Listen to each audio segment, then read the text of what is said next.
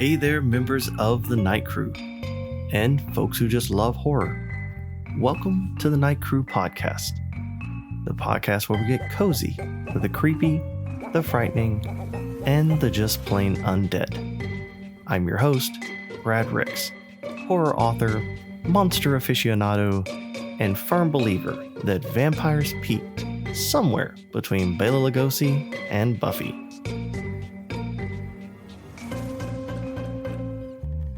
Today, we dig up the coffins of cinema past to explore the bloody, brooding, and occasionally glittery history of vampire movies. From silent creepers to hammer horror screamers, all the way to slick modern bloodsuckers, we're diving into a legacy that refuses to die. We've got leather trench coats and techno clubs. We've got steaks. We've got Nicolas Cage eating a cockroach. Buckle up. So grab your garlic, pull up your cape, and dim the lights, because this episode, we're going to Hollywood. Now, before movies, vampires lurked in dusty books and older folklore. Bram Stoker's Dracula laid the groundwork for cinematic vampires. The suave, cape-wearing bloodsucker was born.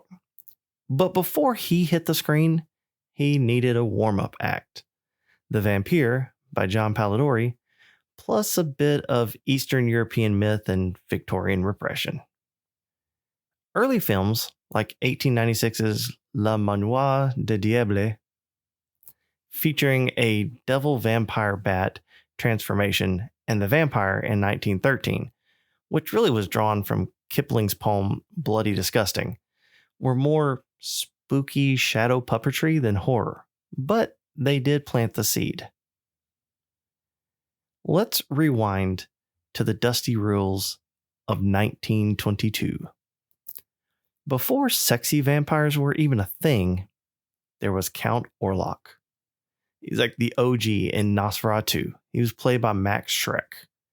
Imagine a plague rat had a baby with like a haunted scarecrow. A bald, rat-faced nightmare with long fingers and a death stare. Count Orlok wasn't sexy. He was what nightmares are made of. No glitter, no chiseled jaw, just pure plague-ridden creep. That's Orlok. He doesn't seduce you. He just shows up in your bedroom like a middle-aged landlord and stares at you for 30 seconds. And yeah, Nosferatu was Dracula fanfic. It was literally a bootleg Dracula. The director, F.W. Murnau, he couldn't get the rights to Bram Stoker's novel, so he just changed the names. Dracula became Orlok, Jonathan Harker became Hutter, and the lawsuit from Bram's widow became very real. She tried to destroy every print. It's a good thing you can't kill a vampire that easily. Orlok cheated death again. This movie set the Gothic tone. It had fog, it had coffins, and the shadows, those are iconic. Orlok's creepy silhouette creeping up the stairs, that's still scarier than most modern horror. And it did prove one thing early on. Vampires look amazing in black and white. Nosferatu walked, so Guillermo del Toro's sleep paralysis demon designs could run. Now let's fast forward to 1931, the dawn of talkies, and the arrival of a legend, Bela Lugosi in Universal's Dracula. No monster makeup, no rat claws. This is where we get the classic image. The aristocratic vampire with a cape, a widow's peak, and an accent so thick you could spread it on toast. I never drink. Why? Okay, Dracula, but you do drink red stuff from women in silk gowns, right? Universal Pictures turned the vampire into a movie star. Lugosi's Dracula was suave, seductive, charming, mysterious, and a little too into eye contact. Honestly, the guy stared harder than a Tinder date who won't take the hint. Lugosi's Dracula made vampires sexy. He could hypnotize you with a glance. He didn't even show fangs. There's no blood, barely any violence. It's just vibes. And that's what made it terrifying. Audiences fainted in theaters, and Hollywood, it sank its teeth into it. Dracula made vampires mainstream.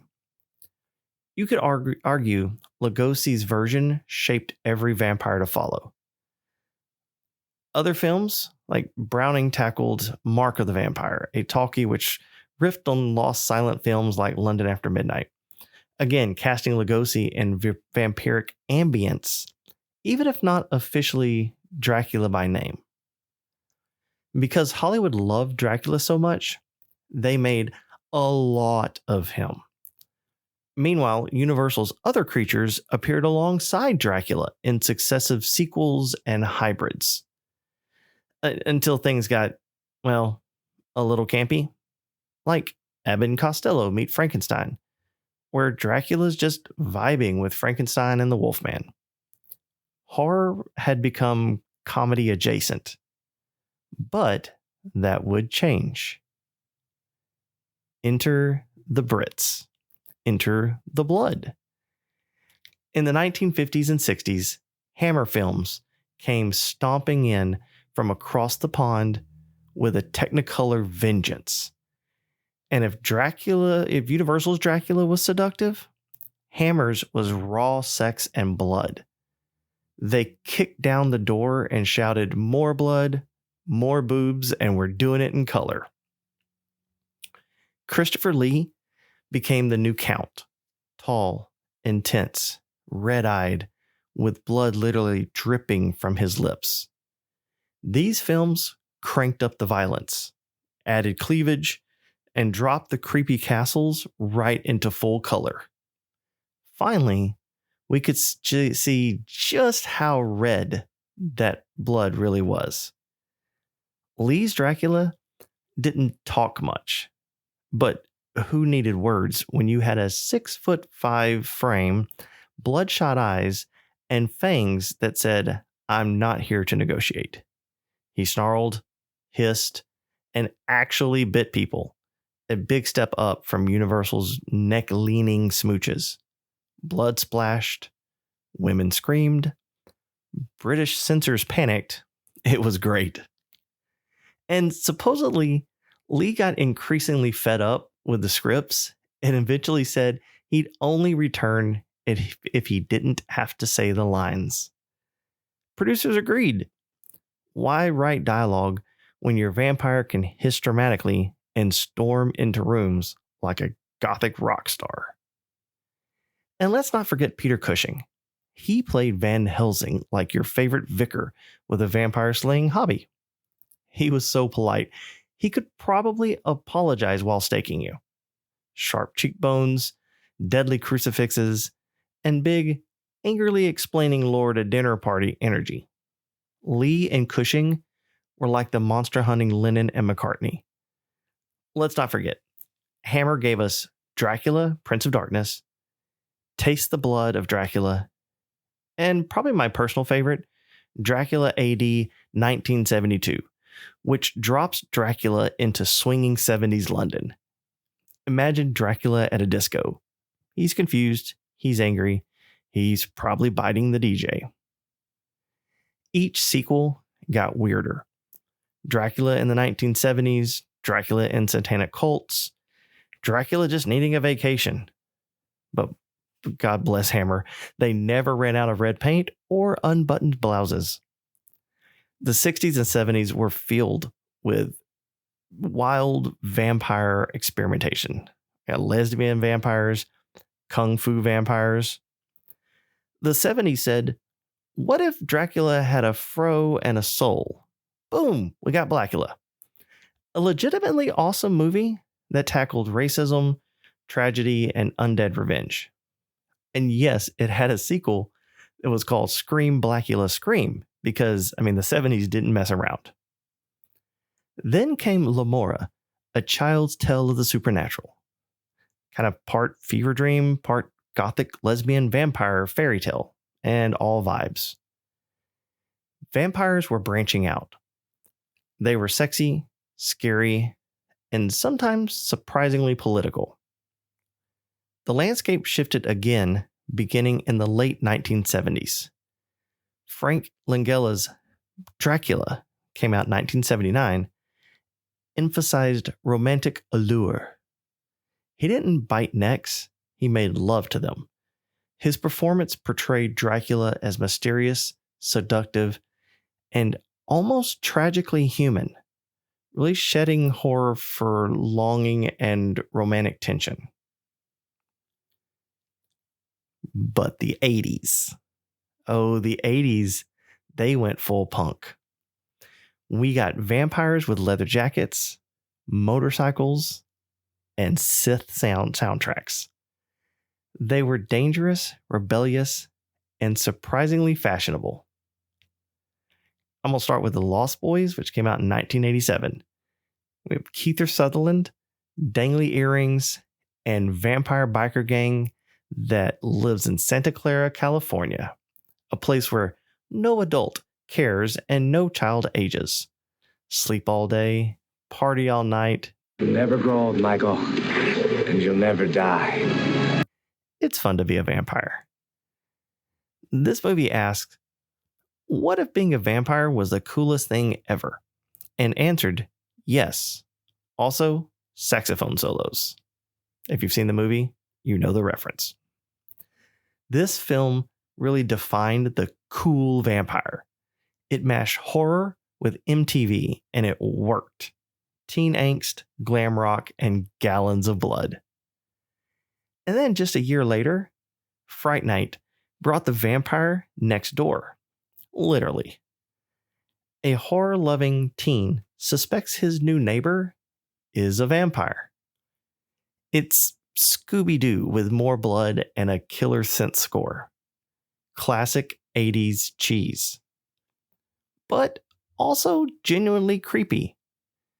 And one of the best practical effects transformations ever. And then also we had Near Dark, which removed nearly all the Gothic trappings, really turning vampirism into violent southwestern road movie. It's populated by bloodthirsty outlaws roaming dusk-lit highways. They burn up in the sunrise like bad decisions after tequila.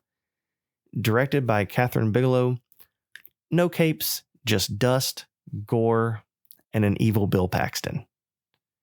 Now, films like these, and comedies like My Best Friend is a Vampire, reimagined vampires in suburban and teenage contexts.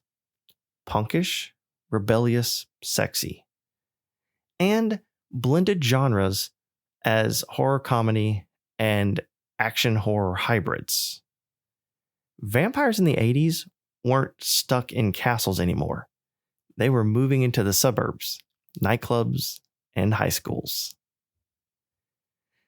Then came the 1990s, and for some reason, vampires got moody. Neil Jordan's Interview with the Vampire gave us Louis and Lestat, a brooding Brad Pitt, and a manic Tom Cruise. The movie is all candlelight, velvet, and moral agony. Brad Pitt cries, Tom Cruise chews the scenery like it's made of garlic bread. Kirsten Dunst murders a nanny and looks 40. Lestat plays the piano in a powdered wig. It's peak goth nonsense, and I did kind of love it. It also asks the big questions, like what does it mean to be immortal, to be a monster? Then came Bram Stoker's Dracula in 1992 by Francis Ford Coppola. The high art, big hair, Gary Oldman as a shape-shifting count with weird sunglasses and an epic mustache. The film was Gothic opera. It's part love story, part horror fever dream, with that phrase, I have crossed oceans of time. which sounds romantic until you remember he eats people. It also stars Keanu Reeves, who delivers a British accent that probably still haunts me to this day. It's just a man himself. Look, he's grown young. This film said, what if Dracula was a sad war criminal with impeccable fashion? And the answer was Oscar nominations. Now, with the 90s, I also have to give a shout out to From Dusk Till Dawn. I mean, Quentin Tarantino, George Clooney, vampires in a strip club. It starts as a crime thriller and suddenly becomes a bloodbath with Selma Hayek turning into a snake demon. No complaints. From the late 1990s into the early 2000s, the genre expanded into action-driven, sci-fi tinged vampire thrillers. Blade featured Wesley Snipes as a half-vampire vampire hunter who karate kicked the genre into the Marvel era. He didn't brood. He sliced, diced, and wore sunglasses indoors like a legend. And launched a franchise praised for blending martial arts, comic book style, and sleek visuals. Blade is also credited with paving the way for the Marvel Cinematic Universe, and he did it with a techno soundtrack and gallons of fake blood. Similarly, the Underworld series, which started in 2003, added Gothic sci-fi aesthetics. It was vampire Lycan wars, covert wars, and layered mythologies balancing creatures, clans, and conspiracies. It was Romeo and Juliet with a lot more ammo.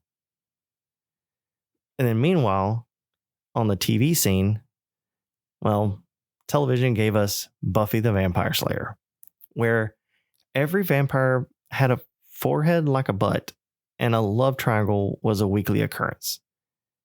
Buffy dated 2 vampires, killed hundreds more, and somehow still had to pass math. These reflect broader cultural shifts where vampires ceased to be only monsters. They became superhumans, undercover operatives, sometimes even heroic. And then the world changed. Yes, the rise of romance vampires can be attributed to Anne Rice, but we've already talked about that one. So here we go. Twilight. Sparkling, brooding, vampires that play baseball in thunderstorms. Edward Cullen sparkles in the sun. Bella Swan blinks a lot. Jacob, not a vampire, but still shirtless. Whether you love it or loathe it, I kind of fall into the loathe category. Twilight changed vampire pop culture. It shifted the focus to romance, teen drama, and abstinence metaphors. Edward Cullen was basically the vampire next door if your neighbor had 100 years of baggage and couldn't go in the sun without looking like a damn disco ball. It wasn't the first to turn vampires into romantic leads, but it turned it into a franchise and made a bajillion dollars doing it. It's easy to mock Twilight. I do it constantly. But it introduced vampires to a whole new audience. It was less about blood, more about feelings. Less crucifix, more longing gazes. And I guess that's okay. Vampires evolve. It also sparked a cultural phenomenon, selling tens of millions of copies and spawning a wave of vampire teen romance media. It has definitely sold a lot more than The Night Crew, so how about we change that phenomenon? All right. HBO's True Blood brought back the bite with extra camp, explicit content, and Southern accents. And vampires weren't just metaphors for sex. They were metaphors for everything. And the Vampire Diaries followed a CW model. Soap opera, pacing, romance, supernatural intrigue is aimed at teens and young adults. By this era, Vampire films and TV had diversified into romance, teen drama, horror, comedy, and more, reflecting vampires' adaptability to any genre. So what about now? Well, vampires are kind of all over the place. A couple examples. You got Let the Right One In, which came out in 2008. It's quiet, Swedish, and emotionally devastating. A love story between a boy and a centuries-old vampire child who might also be a serial killer. It's so wholesome. In 2013, we had Only Lovers Left Alive. Tilda Swinton and Tom Hiddleston as vampire hipsters who read poetry and collect vinyl. It's like 500 Days of Summer, but less sunlight and sipping blood like wine. Oh, and then we got What We Do in the Shadows, which is a mockumentary TV show based on a movie. Imagine The Office, but instead of paper salesmen, it's 4 idiot vampires sharing a house in Staten Island. We've come full circle from creepy rats in silent films to dysfunctional roommates who can't load a dishwasher. All in all, vampires are back again, but Hollywood still isn't sure what to do with them. The 2020s have seen a resurgence, sometimes called a vampire renaissance. Recent films include Robert Eggers' remake of Nosferatu, The Last Voyage of the Demeter, Renfield, Abigail, Sinners, and Morpheus, though many haven't succeeded well at the box office. The Last Voyage of the Demeter gave Dracula a boat, and Renfield made him a narcissistic boss. Eggers' Nosferatu returns to folklore roots with art house seriousness, and Sinners really highlights racism while blending the Delta blues into a narrative and its narrative and atmosphere. Each reflects different facets of vampire that are kind of vampiric mythos: horror, romance, monsters, outsider identity. So, is it a renaissance or just another reawakening? Who cares? Vampires never die. They just reboot. So, what have we learned? Vampires in film have evolved from silent shadows to seductive predators, punk rebels, romantic heroes, and awkward roommates.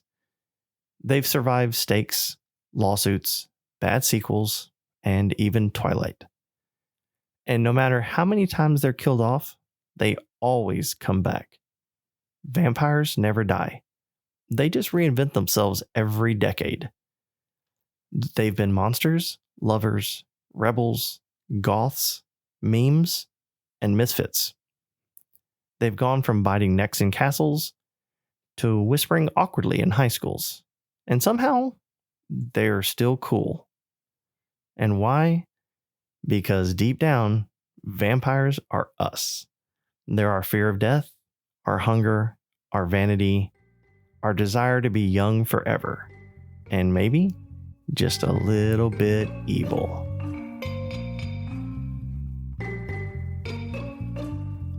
Well, that's it for the Night Crew podcast.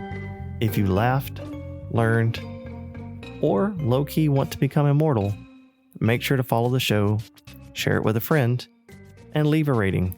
Hopefully, 5 stars. If you want updates on my writing, you can follow me on Facebook or TikTok at Bradrick's Author.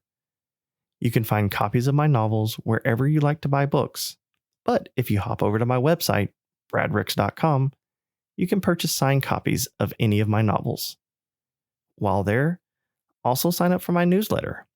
Remember, The Night Crew Book 1 is currently available, and Book 2 comes out in November. I'm Brad Ricks, reminding you to stay out of graveyards after dark, question people who don't show up in mirrors, and always keep ragging on Twilight. It made $1 bajillion. The sparkling vampires can take it. Until next time, keep your curtains drawn, your sense of humor sharp, and your blood inside your body. Thanks for listening.